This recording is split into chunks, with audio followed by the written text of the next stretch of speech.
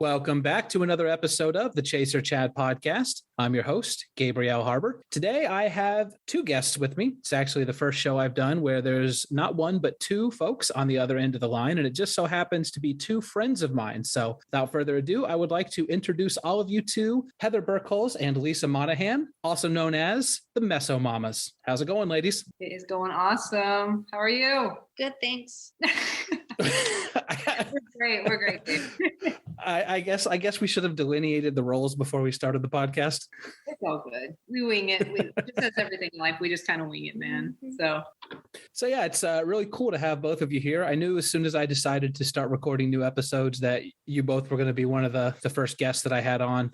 Johnny Glessner, shout out to him. He was the guest last week, so really cool talking to him as well. And yeah, it's just really cool to get to chat with you. I know I've chatted a lot with you before, but hopefully you can share some of that. Well, I'm not sure what you would call it with all the listeners. Charm is what I would call it. Thank you. That's what I'd like to call it.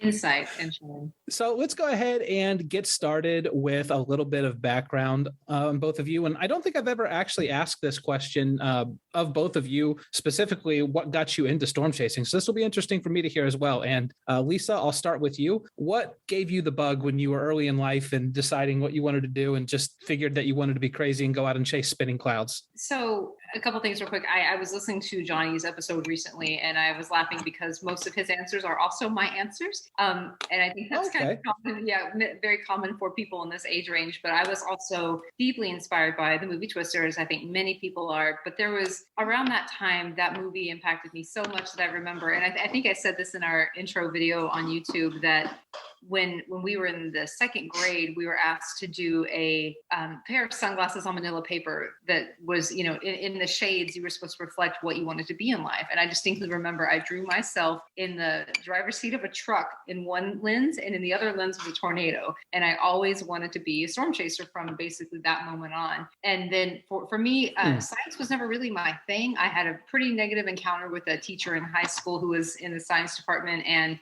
it kind of soured my interest in going into meteorology as a career, which was unfortunate. But I think that if I really take a step back and look at things now, even though I didn't get to pursue what I wanted to do career-wise, I'm getting the best of all worlds right now. I'm getting to chase. I've met so many amazing people. I'm connected to meteorologists, and I'm free from the bounds of like having to be a proper meteorologist or working for the National Weather Service or something like that. So yeah, that's kind of how I got into it.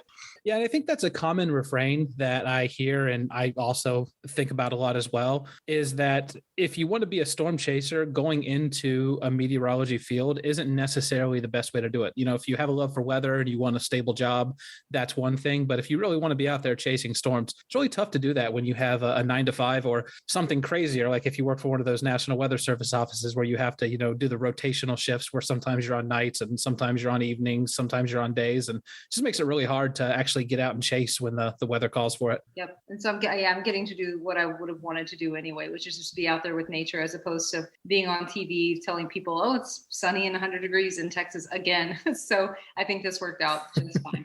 What about you, Heather? What about me? What was the question again? What got you into to storm chasing? Do you have a pivotal moment early in your life, or was it just something that you were always into?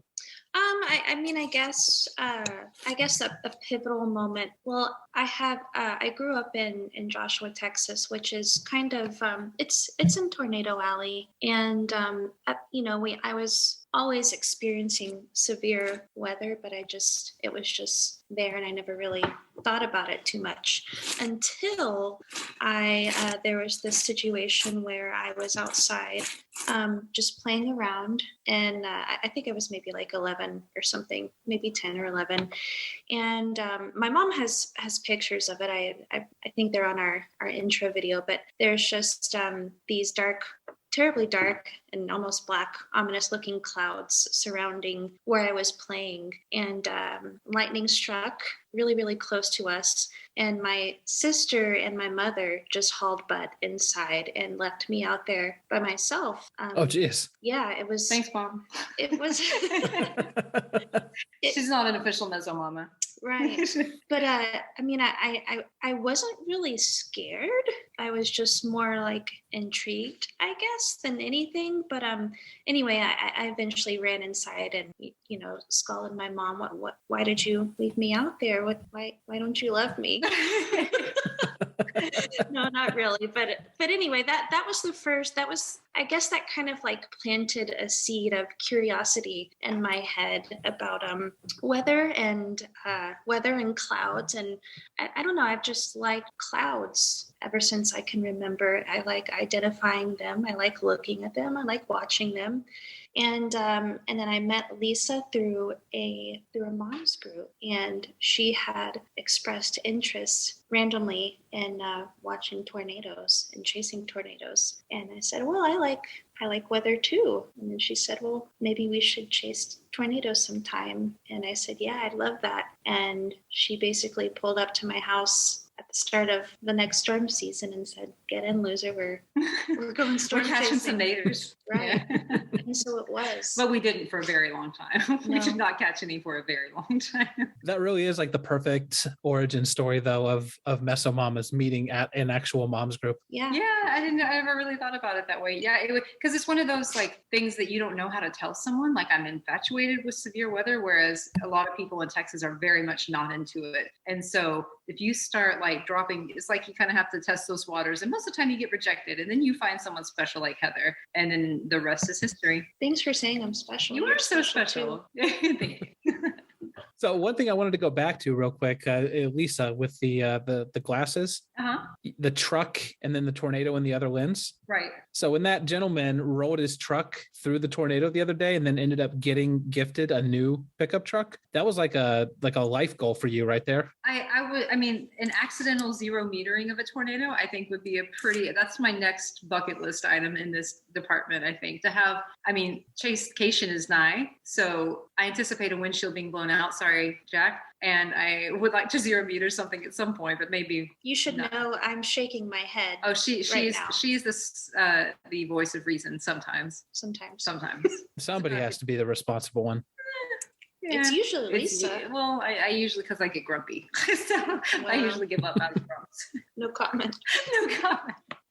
So tell me a little bit about what it was like when you both first started chasing. I know you said that there were quite a few busts at first, but are there any moments that really stand out as, even if it wasn't necessarily a tornado that you were able to capture, that it just sort of continued to spur on the desire to keep doing it? So when we first got started, I purchased both textbooks, the same meteorology textbook. I don't know what it is, but I have it in the other room because we were hell-bent on learning as much as we could. And so we started having like weekly date nights at this local coffee shop in Pflugerville where we would study and try to do as much as we could so that we could learn about going out there and seeing stuff. And then just like Johnny said, all of Skip Talbot's videos helped us get the framework for understanding. And then when we really put it to the test, there was one, it was the Marlin, Texas day. Mm-hmm. Nothing happened, but we saw, I'll never forget that moment where we saw the infamous horseshoe. Mm-hmm. And we were both like screaming, even though nothing was happening, we were just like, we did it. Like, we didn't see a tornado, but we got to the point where we saw what we know would be the key feature to seeing a tornado. And we were proud of ourselves for that. And I'm embarrassed now to think back to it, that when I first started in the Storm Track Discord, one night there was a storm chase right in Austin, Texas, and me posting a screenshot of me under the rotate, like the signal of rotation on radar scope, and being like, guys, I did it. Not knowing that like that just showed that there was rotation. There was not a tornado. It's just like, I remember driving around at night, like, where's the tornado? That's not what that means. We had a long way to go. So, yeah. Well, I would say that it's come full circle, because with the storm chasing you folks have been doing over the past month or so, I think any established chaser out there would be very happy with the results. Mm-hmm. Yeah, we have been. We've been so lucky that living in Central Texas, we've had some huge setups absolutely fall in our laps. Like the Round Rock tornado literally formed between our homes, and we only live about 4 or 5 miles apart. Mm-hmm. And so to have had that, I mean, I was about a quarter mile from my house sitting in a parking lot when we spotted that tornado. So that, I mean, they've just fallen, and Salato's only like half an hour hour away. Mm-hmm. So we've had 2 huge setups land right here. Because, I mean, was it 2021? We missed Lockett because we just couldn't make it all the way up that far north that given day. Because our first and foremost job is moms. Yeah. Yep. Sometimes. Well, the Meso Mamas, of course. Yeah. Right. Yeah. So getting home at like 2 a.m. on a Wednesday morning is kind of detrimental to the first portion of the job. But with these chases having been right here, we are very pleased with how 2022 has started. And I'm planning on starting the Meso deadbeats, so that way I can just go out and chase everything without having to worry about the consequences. Oh boy, can I join? you want to trade? Who should trade for you? No offense, children. Maybe a little bit of offense. So let's talk a little bit more about both of those chases, because they are fresh in everyone's mind. They're 2 of the better tornado setups so far this year, which, again, you're right, is absolutely crazy that they happen so close to each of your houses. So maybe let's just start with, what's it like to have, a high risk event in the days leading up to it, seeing that you might not have to go very far, and the concern that comes along with, like you said, your mom is first and foremost. So your job, number one, is protecting the family and making sure all your friends and family members are in the know. So what's that like? So for me personally, it was tough because when the Round Rock tornado hit, it was constant for days on all the bottles that something was going to be happening in our area. And then it happened. It was more consistent. It's going to be happening literally over your home. And I ended up housing lots of chasers from outside of the state, and meeting up with them, and then having some stay with us the night after, and then having them here all day in preparation for it. So it was exciting and sad at the same time to see them know that it was a huge setup and it was verifying and everything looked great, but then also see the trepidation on their faces as they realized that the home they were in was in the line of danger for the day. And so me calmly, also excited for this tornado chase, at the same time trying to tell my youngest child calmly, this is how we get our helmet on in case we need to get into the bath with dad while mom is gone.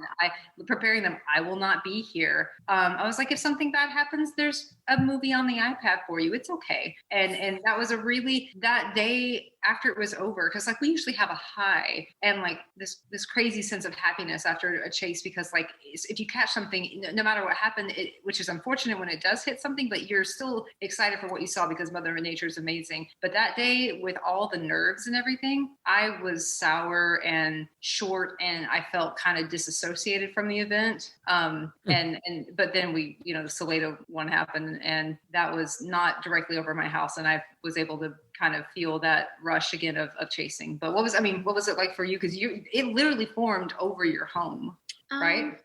Yeah. For me, sure, I was nervous and excited, but I always go in to chases with the expectation that nothing's going to happen. I don't know if that's a good thing to do, because I just, how it is. Everything has to fall into place just so perfectly for it to happen. And so I just go in with low expectations, so that whenever and the many times that they are not exceeded, I'm not so upset, So I didn't expect anything to happen, though all the signs were pointing to something happening. But I knew, whenever we were on the active chase, things were different with you, Lisa, and I cannot put my finger on, what it is or what it was, but I nerves. You were, something was off.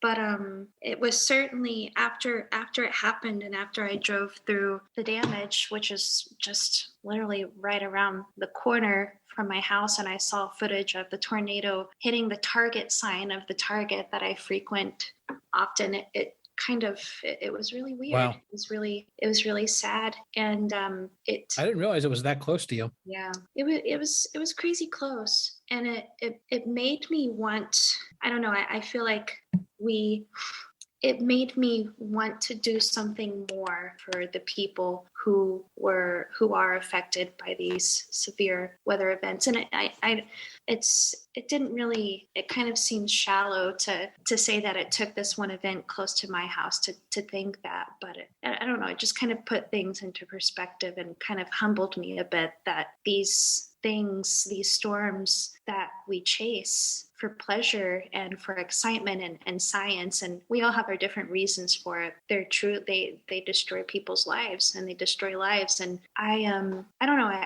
It made me want to do more. I think as a chasing community, we should I don't know, figure something out to try to make us seem less assholey.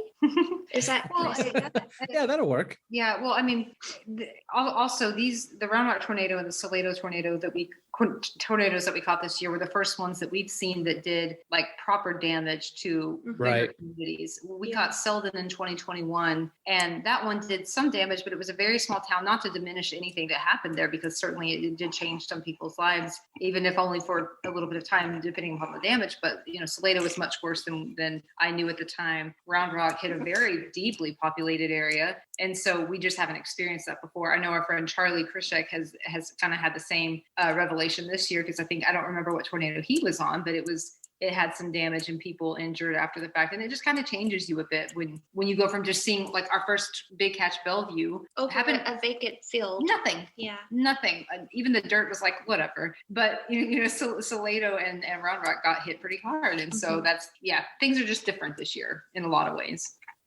Yeah, I remember watching, as I always do, along on radar and seeing what's going on with you folks when you're out there chasing. And that Salado tornado was really concerning to me. I mean, the presentation on radar and the fact that it was heading right towards the freeway, crazy that it took that deviant motion left turn when it did. I mean, that, you don't know for sure, but that definitely saved what could have been a few lives, because, that's exactly when you don't want to, middle of rush hour is exactly when you don't want a big tornado hitting on the freeway. Absolutely. And that's what happened with Round Rock too. It's amazing to me that nobody got hurt. I mean, I think there were some minor injuries, right? But no deaths or anything. Right. Yeah.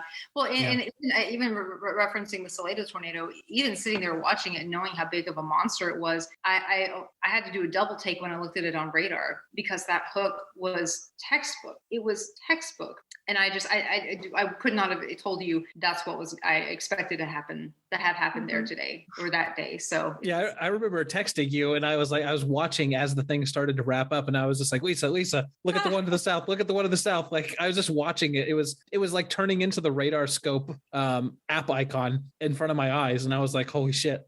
Yep, it was a very wild thing to see. It's one thing to be, sitting at home watching as, these big tornadoes hit. It's another thing, like you said, that one was a lot stronger than I think a lot of us thought at the time when it was happening. Absolutely. Yeah. Especially that close to home, and it being so early in the season and being such an easy, and actually both chases we've been on so far, Round Rock and Salado, both times we had someone with us who had never been chasing before, had never seen a tornado. So both times we had people that we had no experience in the field, but some more than others, but had never seen a tornado. And then we scored on both chases. So there was like an added level of excitement to it as well. So it's been a different year, but I think that's our key, is to have someone with us who's never seen a tornado. We are our own storm chasing tour now. We're launching that now, apparently. So, well, when do the tickets go on sale for the Meso Mamas chasing tours? It's about $1 million a ticket, and you also have to buy us a lot of coffee. And tickets are on sale now. Coffee and liquor for post chase? Yes, we prefer gin. And whiskey. And whiskey. And beer. Just bring the whole liquor store. Just bring.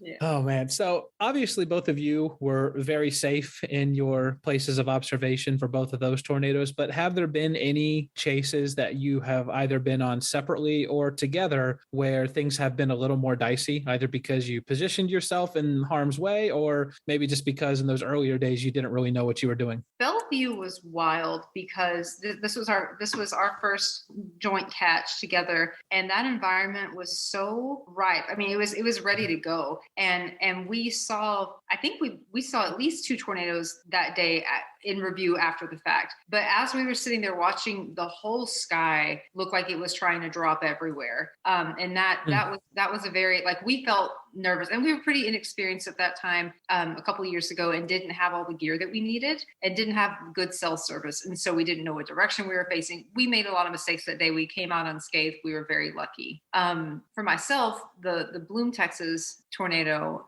in May of 2021 was one where I was on it alone. phone. You could not make it out. It was the day that almost didn't happen for me. And then I went out and got in the bear's cage.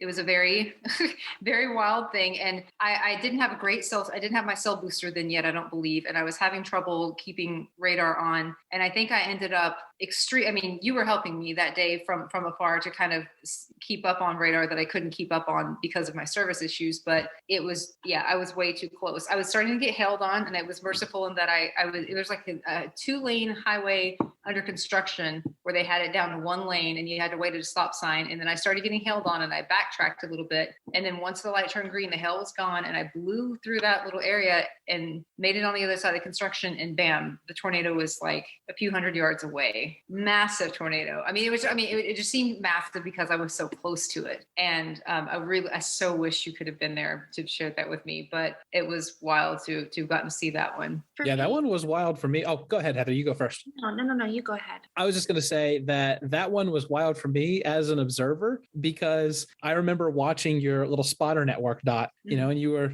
cause it's kind of like fantasy. It's like fantasy storm chasing when someone, is out there. You can watch their little dot go into the hail core, then cheer for their windshield to get broken or whatever. But I remember watching you. I was like, oh, she's about to hook slice this bad boy. And I see you like drive it to the hook and everything. And then I was like, oh, she's right by the tornado. Like, I'm going to call her and like, see, like, what does she see or whatever. And I was like, and I remember calling you and I was like, I think it's right on top of you. And then, like you said, you cleared the visual obstructions that were in your way. And I just remember you going, I think there's, the tornado, it's right over there. I got to go. Bye. And you just hang up the phone. That sounds like me. Yeah. In the moment to just hang up everything. It was the wildest thing to see it in the field right there. And I'll never forget how quiet it was. In the video I have, and I shared elsewhere, there's just the birds chirping in the background. And I was just like, this can happen like this, that it's this violent looking and this wild. And then it's just quiet. Those are the dream chases where there's no people around. There's no structures getting hit. There's just, the beauty and serenity of nature. And then this wild, crazy, violent thing just happening off in the distance. Yeah. I remember watching Lisa on radar also and being slightly concerned. I don't make it better. Yeah, my only concern was because I know she knows her way around a storm and she can, get her bearings with storm structure and looking at radar. My only concern was that perhaps she was driving and focused on the road, so she hadn't seen the most recent radar scans and noticed that it was kind of the Meso was curling up right in front of her. Exactly. So what about you, Heather? I think you were going to chime in and you had an experience you wanted to share? Yeah. So mine, I just recently, I guess it was last week, I went on a chase, and it was on Easter Sunday. And it was like a 0% or a non-0% chance of tornadoes and whatnot south of us, or I think it southwest, was just, like near San Antonio-ish. I think it might have been like a non-zero day everywhere, but there were going to be storms, and the risk was for monster hail, and I really wanted to see monster hail. I've only ever seen pea-sized hail, maybe dime-sized at most, maybe nickel, but I wanted to see monster hail, so I had a chance to go, and so I went, and it turns out that hail hunting is a lot different than the hail hunts you. Yes, that's true. Precisely, and that's what happened. I had chased, and I'd been watching radar as best as I could with crappy connection, and with me being being there by myself. Yeah. And I chased a hill core, and it ended up chasing me. I was on the highway whenever it started happening, and you know how it is with hail. You just really never know when it's going to happen. Oh. And it happened while I was on the highway, and there was very low visibility, and I could hear it hitting my car, and it was very scary. And how big were the hailstones? I see. That's the thing. It was so low visibility, and it was on the highway, so everything was, everyone was moving at a snail's pace, and I didn't have any protection to get outside. I didn't want to be nailed by hail. I planned on bringing like an ice chest and a ruler and maybe even a helmet, but I forgot all of those things. We need to add to our chase list a trash can lid so that we can step out of the car. I was just about to say that. I've been thinking about that so much, about getting out in the hail with like a giant shield and just letting it go to work on you. Yeah, it's a very good idea. This is what we're adding to the list for 2022. Yes. Yeah, there it is. But in a nutshell, I was very unprepared for, and I just really wanted to see Mega Hail, and it popped up. I mean, it didn't, I knew it was going to happen, but I didn't know it was going to happen right on top of me. And I ended up getting a couple dings in my windshield, but it was no big deal. But yeah, for now. So it's interesting to me, though, that both of your experiences you've had that have been, somewhat close calls or uncomfortable situations are instances where you've been chasing solo. So if maybe one of you want to speak to, or both of you wants to speak to, how much different it is when you get to chase together with someone versus when you're the one that's responsible for all the driving and checking the radar scans and looking around to see what kind of visual cues are happening up in the clouds. What's that like? For me personally, it's very difficult to chase alone. I'm okay with it. I don't prefer it. I know a lot of chasers prefer chasing alone. I really like having someone else in the car because an extra set of eyes is an extra set of eyes for safety. And Heather and I have delineated some or delegated some rules here or duties. So I'm mostly the driver, and she's often navigation and helping watch the sky. And so because as the driver, you have to make sure you're totally safe. And if you're doing that all by yourself, it can get kind of tricky pretty quickly. You end up making mistakes that you otherwise would not make from a driving perspective. And so or for me personally, I usually end up just pulling over a lot and checking stuff on my phone. And it feels like it just sets me back a lot, but it is a safe way to do it as opposed to trying to do it while you're going 70 miles an hour down the highway. So I highly prefer having someone else with me. But on days that I do have to do it by myself, it's usually just myself. I did a chase to Southwest Oklahoma in October without you. And that was the most boring stretch. It was, there's only so much Tame Impala one woman can listen to. That's not true. There will always be more Tame Impala for me to listen to, but yeah, it just gets old. What about you, Heather? I feel the same way pretty much. It's I don't really feel I feel okay doing it by myself, but I don't feel as safe. And I just don't feel as safe. I think it's very important to have extra eyes everywhere because if I feel like, so whenever we chased Blum, we saw a stove. You mean Bellevue? Sorry, yes, Bellevue, yes. We saw a stovepipe off in the distance, and we were like, Lisa was like, we should get closer. I said, sure, yeah, let's go get closer. And so as we were driving to go see this stovepipe, an elephant trunk just appears out of nowhere, just right in front of us. And I said, Lisa, we need to stop. There's a different tornado. I don't think it was the same tornado, but I feel like was it the same supercell? It was the same supercell. It was the same supercell. Lisa knows what I'm going here.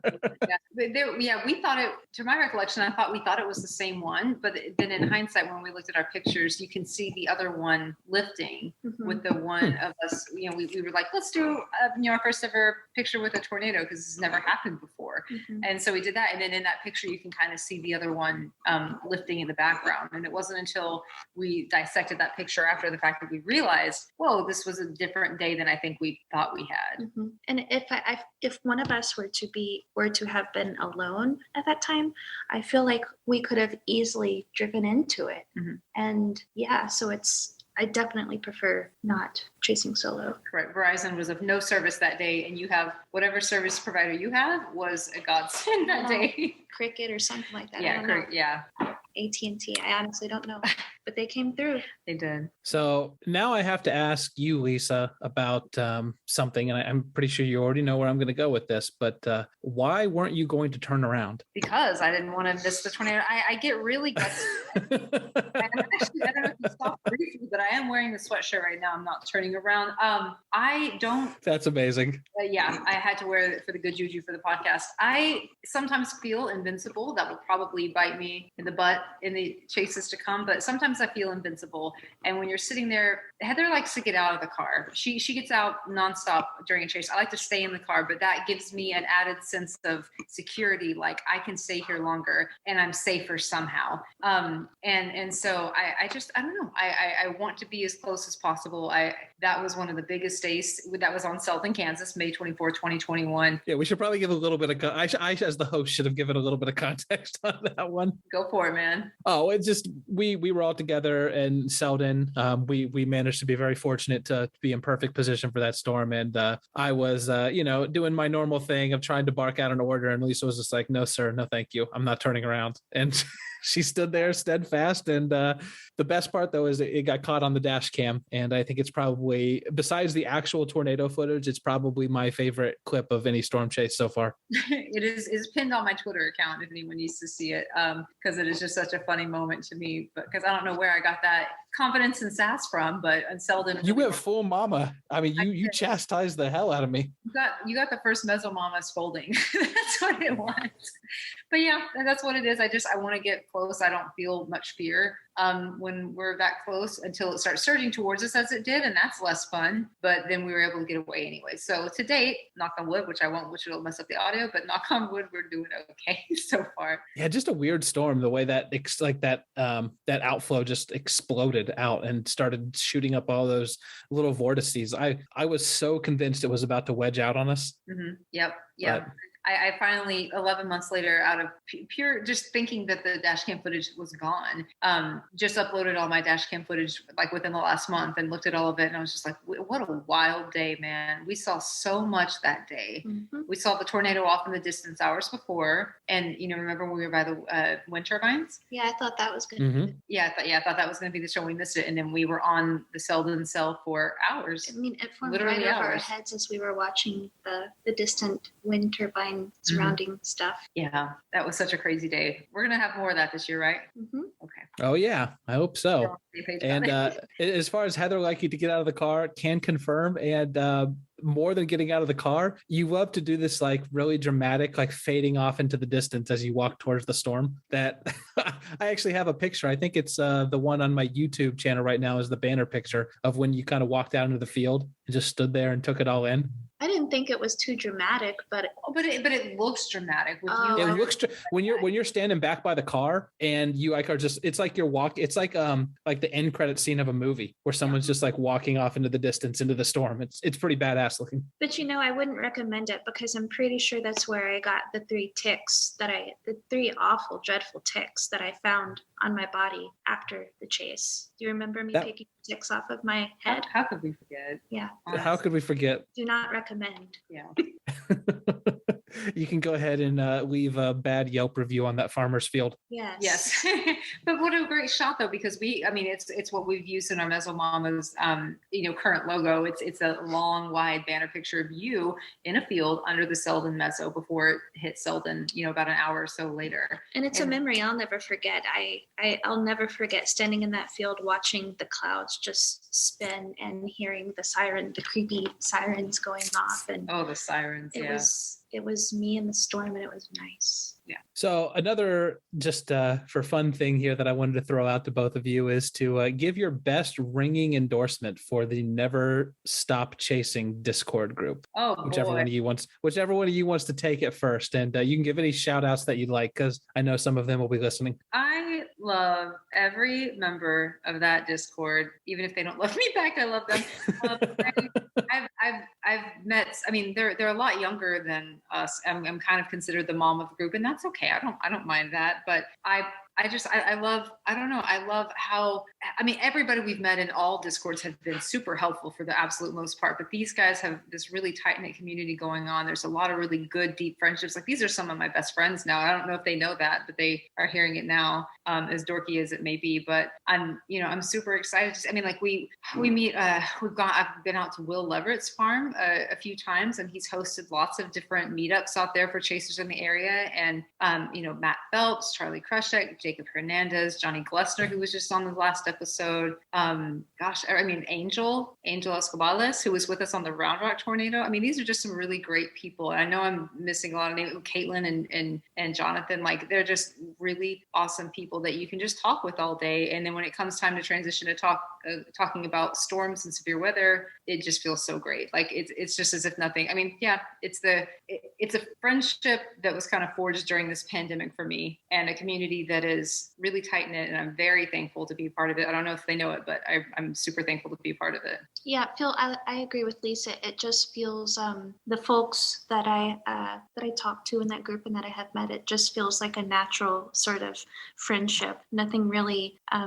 It wasn't really difficult to make friends with these folks and be friendly. And generally, it's pretty hard for me to. If you can believe it, it's really hard for me to make friends and to socialize. But I don't know if socializing on Discord counts as socializing. But anyway, absolutely.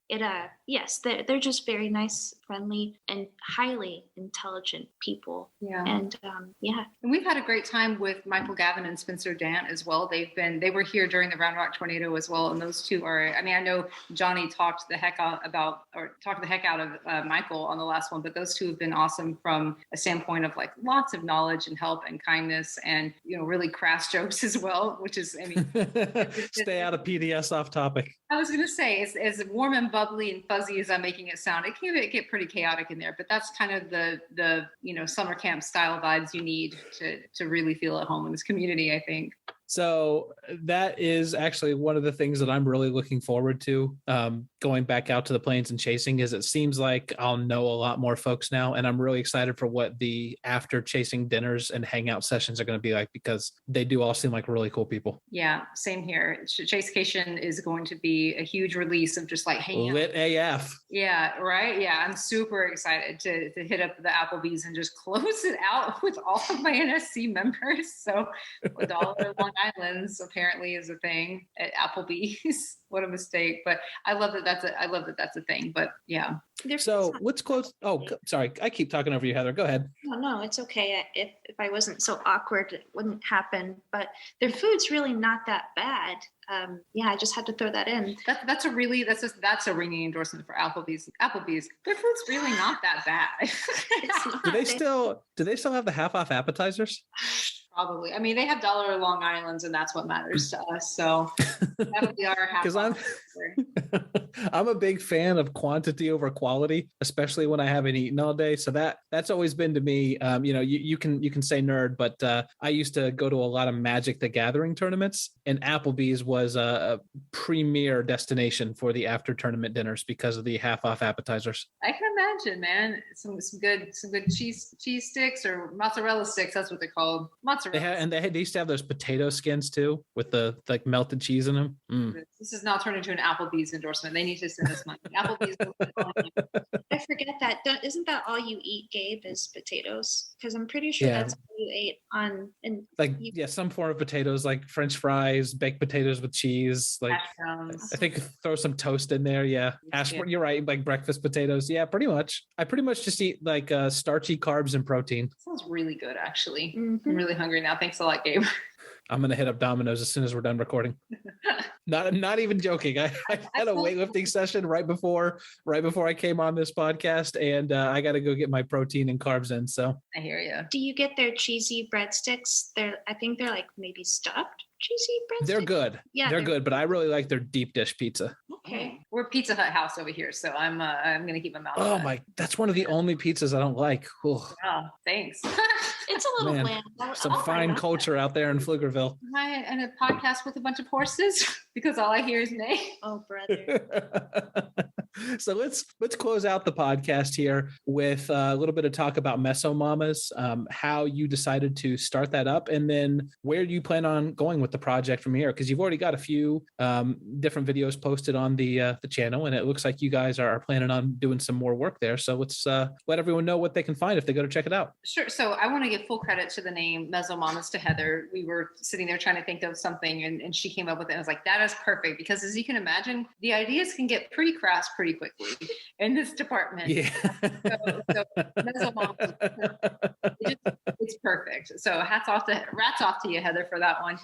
We were actually kind of pushed, not want to say pushed because that sounds negative, but we were encouraged to do this by Michael Gavin, because he said, you don't understand how much traction this would make because you are females. It's like females are so underrepresented in the space. And we knew this, we saw the, Girls Who Chase start up and whatnot. And obviously the women in that space are incredible. But we are just underrepresented. You go to any storm chase and it's like 99% men and then like a handful of girls. And so, or women, I should say. And so it was really exciting to kind of get involved in this from that standpoint. And we've seen a lot of traction so far. We're very pleased with it. And we started a series called Tales from the Chase, which, I mean, we don't have a ton of chases under our belt that were hits so far, but we have footage from them. And we thought it would be fun just to kind of recount what it is like to be on a chase, because I think a lot of the videos that are out there are awesome and full of awesome content. But I think sometimes just a casual conversation between two really good friends about a chase that we were both on or one of us was just on is fun, you know, because we have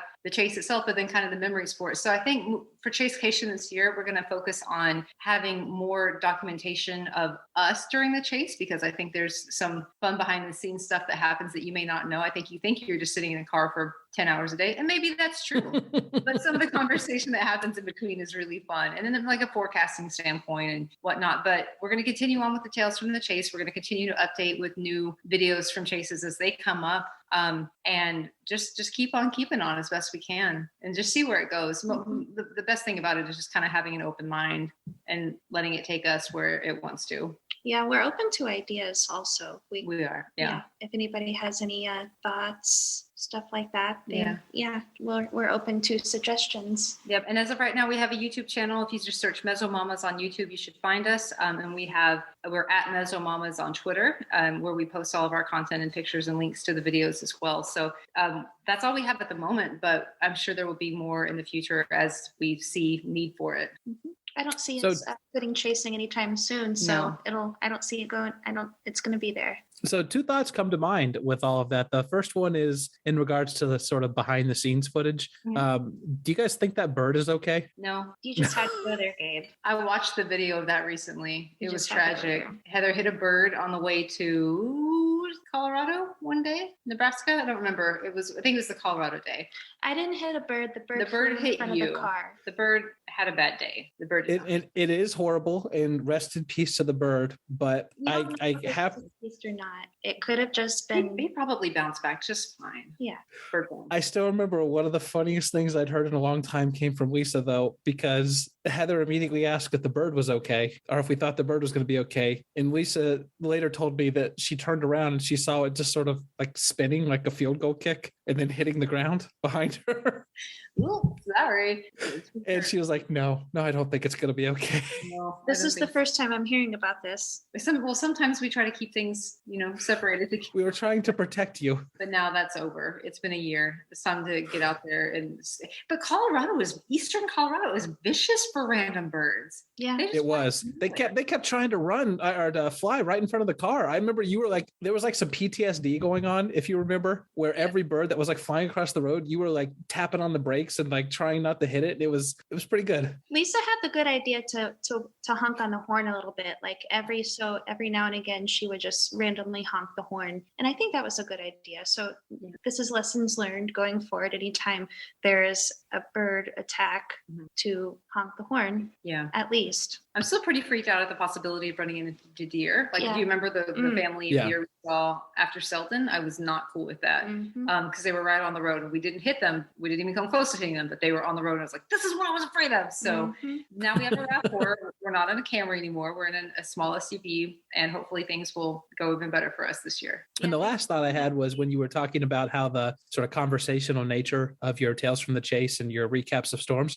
reminds me actually a lot of your fellow Austinites, or I know at least some of them are from Austin, the tornado trackers. They just have their conversations of their storms and stuff. So it's pretty cool to have another podcast out there that's like that. Absolutely. Yeah, we've been meaning to meet up with them.